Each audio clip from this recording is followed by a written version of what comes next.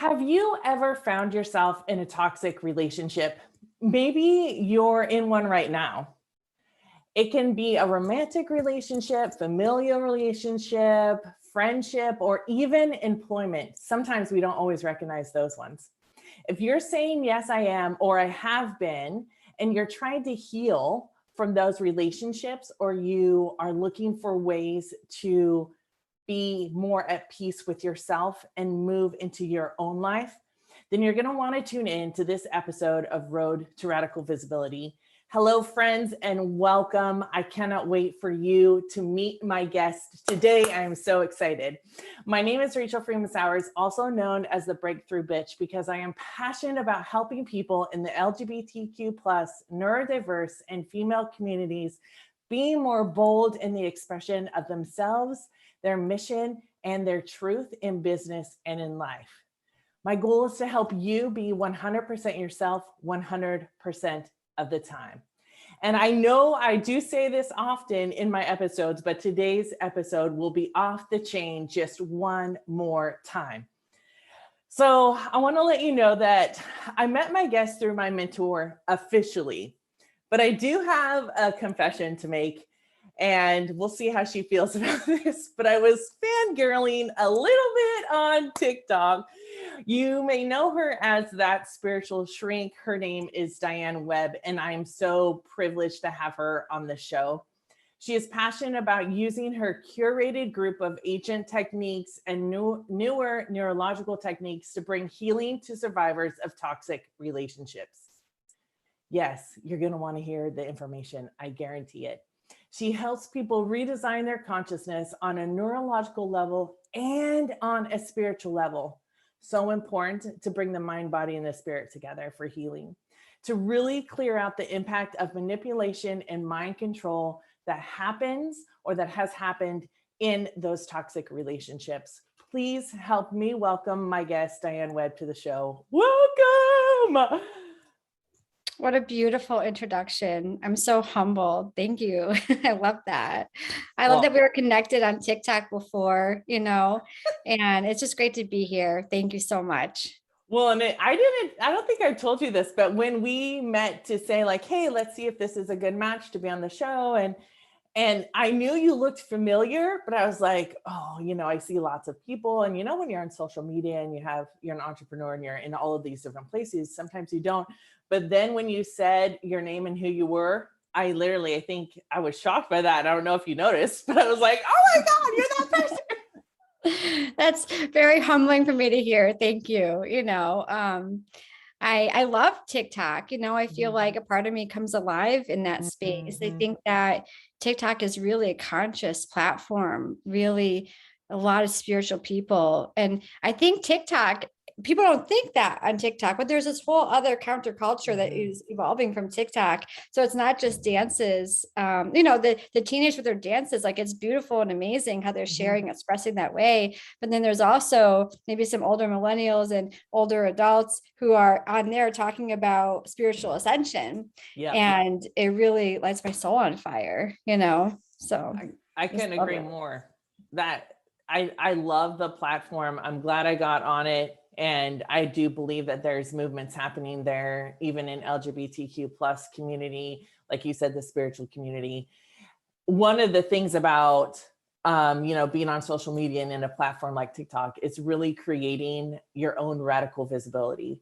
So the question I ask all my guests in the beginning of the show is, what does radical visibility mean to you? Oh, man.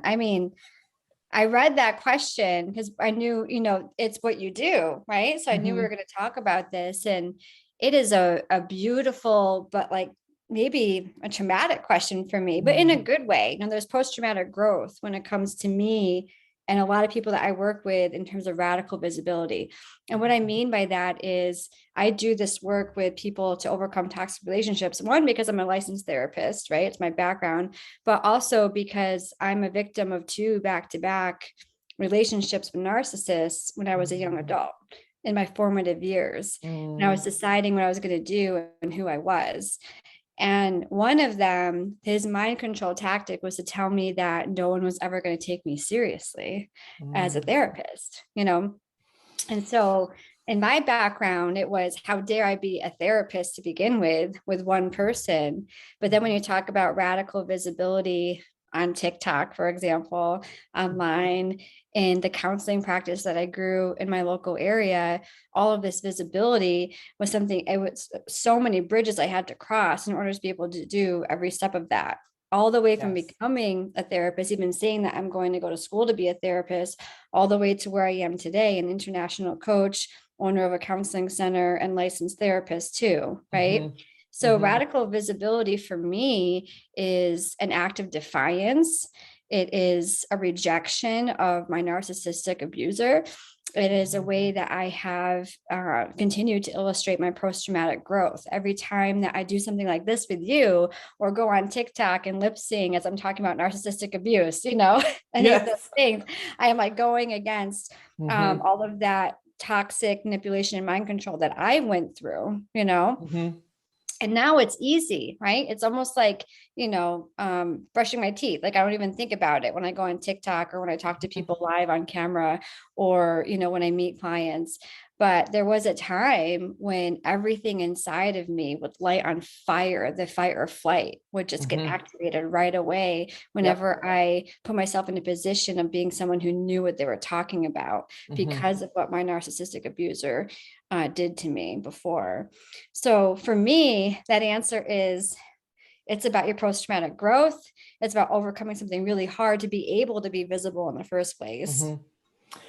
I love that answer, and I love all the answers I get to this question, because it is a very personalized process, right? Radical visibility isn't like you should be out on this platform and you should be doing this and you should be doing that. It really is, like you're saying, where you are coming from and the way that you are healing in your post-traumatic, in the journey from whatever that is, whether it's a toxic relationship, whether it's multiple other things. I also love the fact, and I'm going to get on board with this just for a really quick second, is that licensed therapists are now beginning to bring their expertise to these other areas of work. And I really do believe that when we, as people who have gone into the therapeutic industry, um, really allow ourselves to cross over, it really helps so many more people heal and allows us to expand the way that we think about things, on so many different kinds of levels. So, as a fellow licensed therapist, we kind of connected on that thing also, but just really appreciate all the work that you're doing out there. Thank you. As, oh, you're welcome. So, as you've gone through this healing from your relationships, what um what was the pivotal moment when you decided something needed to change? Like, I need to become not radically visibly visible only to other people, but really it starts with you first. What was that pivotal moment for you when you woke up and you're like, forget this. I'm doing this. Man, there's so many answers to that. My journey has been a lot of different waves, Mhm. over time. These relationships were a long time ago when I was in my 20s. And I'd say that there was a couple moments, usually in toxic relationships, when people leave, there's something that I call like a light switch moment. There's a before and Mhm. after, as if someone turned on the lights and you could see everything in all its glory, or terrifying glory, depending on what it is. For me, Yes. it was not good. Mhm. So there were things that they said. One of them was saying something that was just so incredibly manipulative that I just woke up, and I looked around and said, "Oh my God, what have I gotten myself Mhm. into?" Mhm. And then the next one, unfortunately, it got to a point that it was a DV situation. He was Mhm. physically hurting me. And that's when I said, okay, this is the end of this. But for when you're overcoming toxic relationships, it's actually not as much, it's important, the end of it, right? To get Mhm. out of it is hugely important. And that's a feat in and of itself. But then Mhm. so much healing happens, in the months and years following that too. Yeah. So when I finally left and kind of got out of the fog of narcissistic abuse, is when I was able to see how the manipulation was affecting me and what it even was, Mhm. because I would go and do things like get licensed as a therapist, right? I would go and do things like, have the audacity to put myself in an authority position in my field. And then all of a sudden I would have these like weird thoughts I knew didn't come from me. And in my own reflection, I was like, oh, I remember him saying that, and then I started a lot of journaling about things that he said so that I could identify it, not as my own voice, but someone else's. And then I did my own process of quantum healing on that. And I've continued that journey for years. To be perfectly frank, and not to sound narcissistic myself, but I wish I had me, like that's part of why I do all of this, is because everything I do with people, I healed myself with these techniques.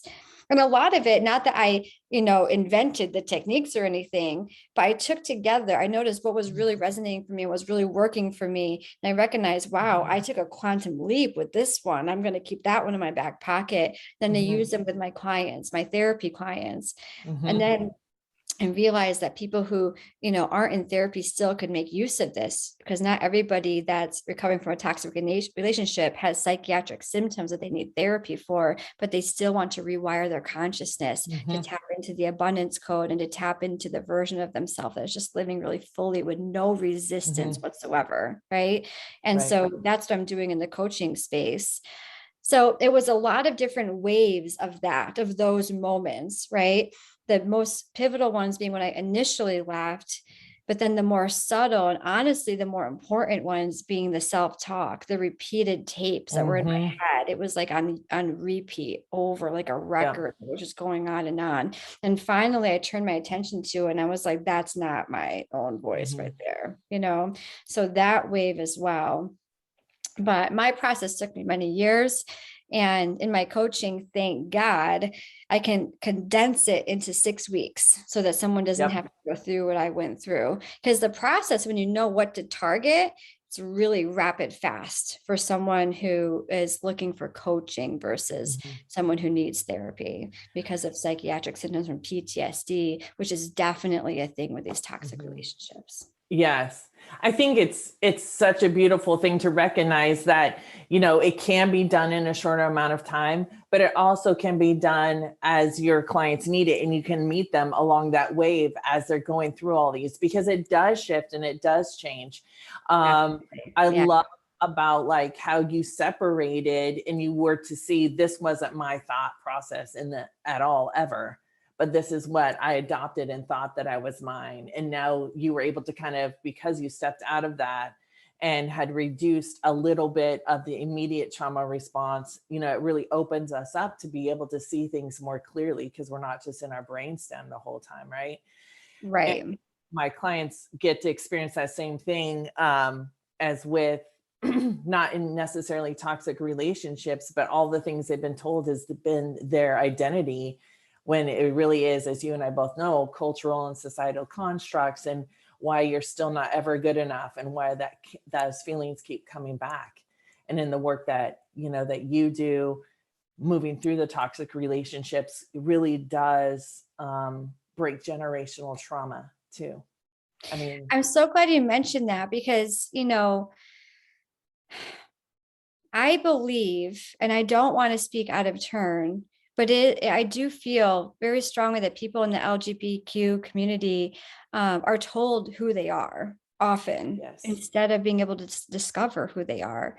And that is a toxic relationship in and of itself. I think that, sometimes people who are the recipients of that, they say, well, let's say, just for example's sake, off the cuff, that it's a parent that did that because of their own fear of, worried about what their child was going to go through, which was really their own stuff, nothing to do with their child. Right. And so let's say this person is telling a child, oh, well, no, you can really pick and choose who you are. So what do you choose? Right. And then the child is saying, well, I don't choose who I am. This is who I am. And then there's a lot of confusion about that, and toxicity. And I notice in my work with people often that if someone didn't intend to manipulate you, it's really hard for them to see the interaction as toxic, right? Yes. I mean, in my own experiences, even just still with family, people will say,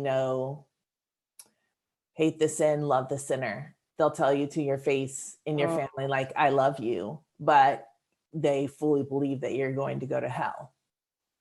Right. That constant, I mean, it's really noticing, being able to notice those. But I think you're right. They would say, like, why do you need to tell anybody that you're lesbian anyway? What does it matter? That's been said so Right. many times, even on my social media. What does it matter? Right. You know, and these are the micro traumas that we're experiencing on so many different levels, and how it's just embed into a majority of relationships. And if the people don't Yes. see it, it's like, well, I didn't mean to, so it's fine. Well, no, Right. it's not really. It's not Right. really fine. Here's what I Yeah. think I very much rely on this metaphor because it really helps people with this conundrum so much.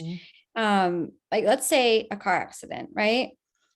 Very rarely, I'm sure there's someone in human history who meant to cause a car accident, but very rarely, far and wide, no one ever means to cause a car Mhm. accident, right? And so if you're involved in a car accident, someone hits you an accident, and you're never gonna say, oh man, I broke my shoulder, but I'm not gonna go in the ER and get checked out because you didn't mean to Mhm. do that, you Mhm. know?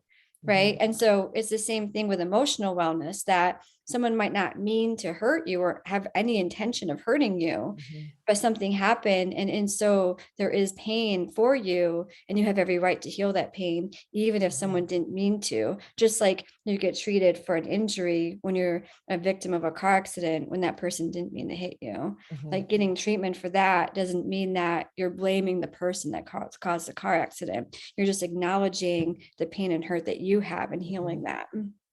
So I hope that people start seeing it that way over time.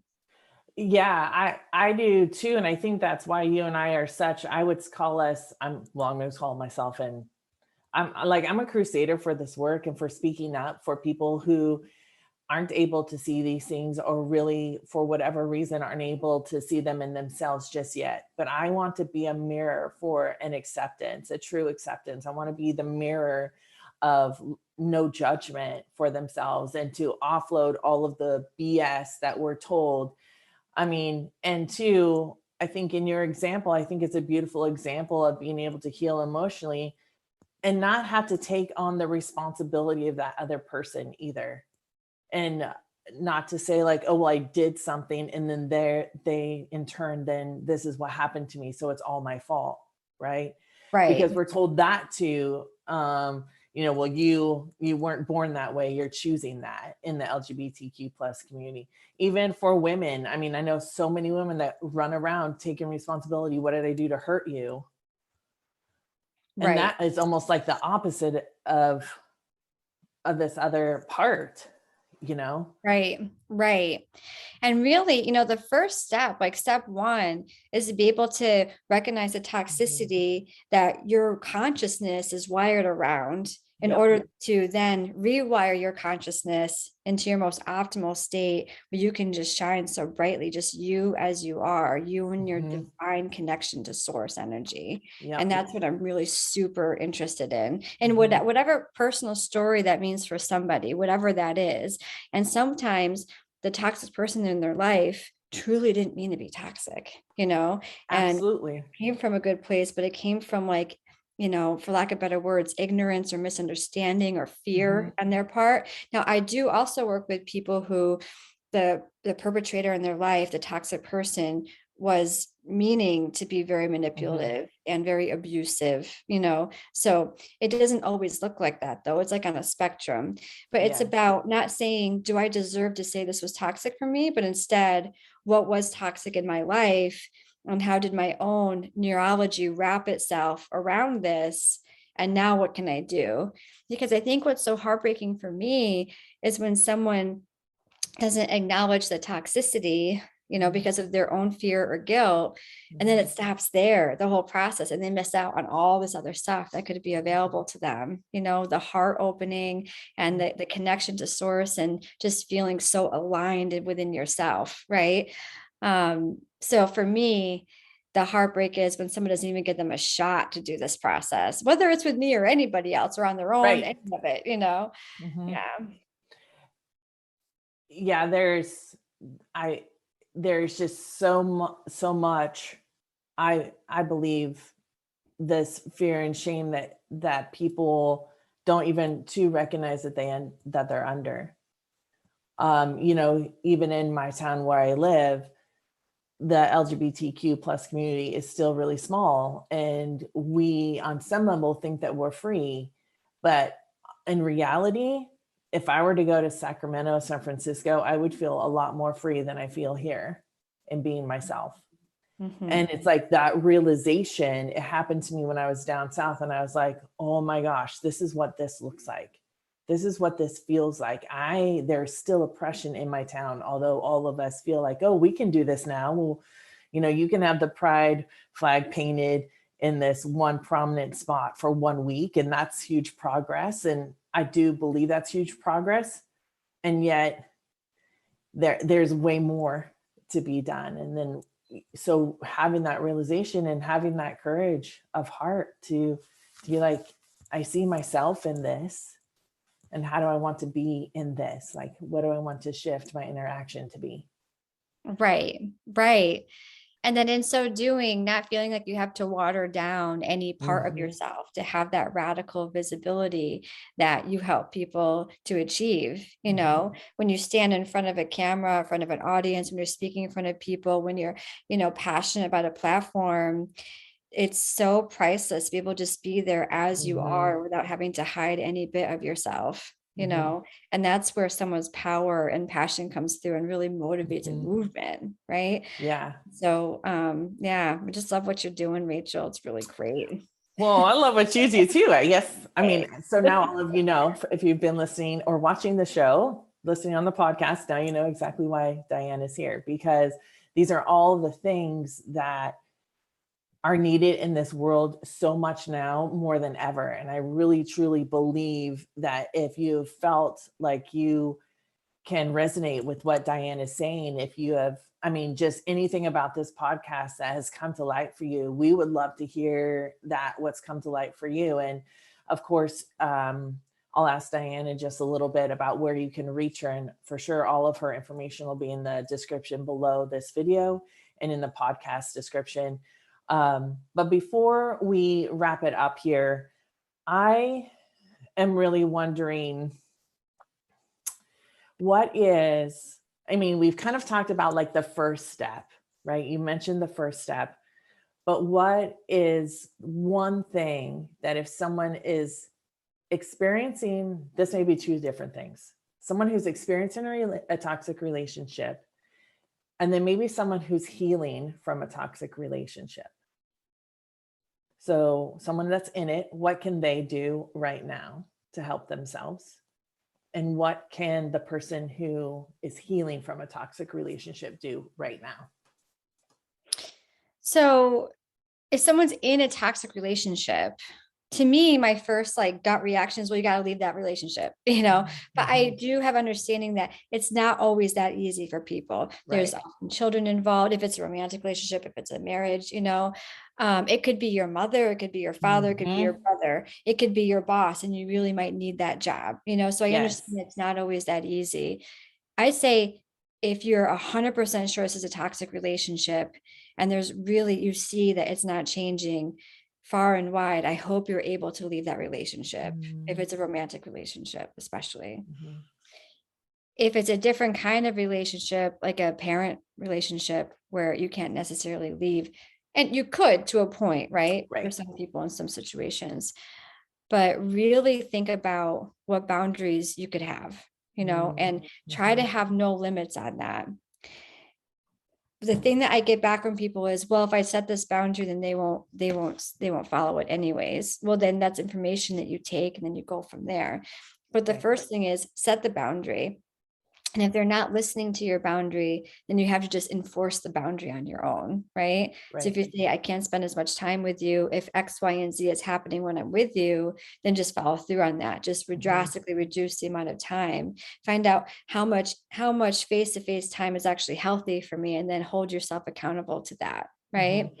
So there are other options besides just leaving, having those boundaries, making different decisions, seeing what can you do to change the dynamic between you and this person? How can you create space with this person? How can you make sure that you're emotionally recovering and taking care of yourself if you have to interact with this person regularly? So that would be step one if you're in any type of toxic relationship.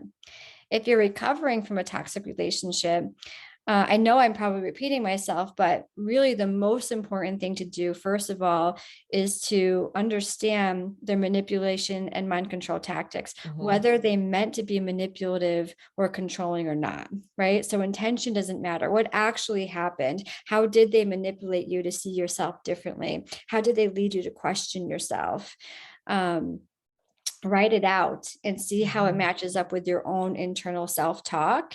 And then also, as you're doing that, reflect inside. What parts of your body get activated when you think about that? Are you holding it in your throat, in your heart, in your head, in your stomach? All of these are informative. Take a look at which chakra is activated the most when you think about that toxic relationship, and then really start to heal that specific chakra. And there's all kinds of free resources to be able to do it.